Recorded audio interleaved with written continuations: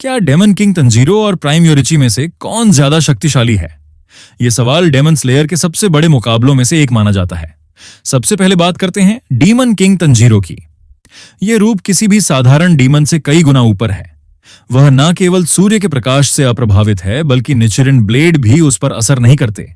यानी जिन दो चीजों से डीमंस को मारा जाता है, वो दोनों ही उस पर बेअसर हैं।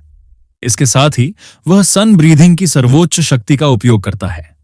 यह उसकी गति, ताकत और प्रतिक्रिया को डरावने स्तर तक बढ़ा देता है।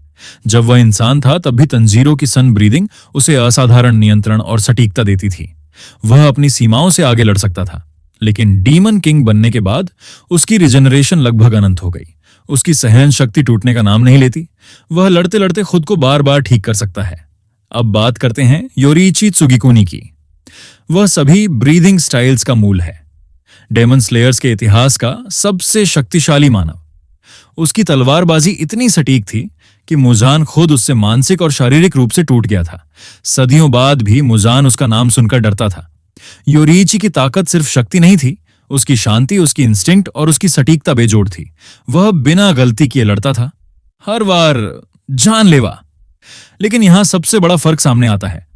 योरीची बेहद शक्तिशाली इंसान था, जबकि डीमन किंग तंजीरो लगभग अमर था। उसे सूर्य नहीं मार सकता, उसे निचिरिन ब्लेड नहीं मार सकता, और उसकी रिजेनरेशन लगातार चलती रहती है।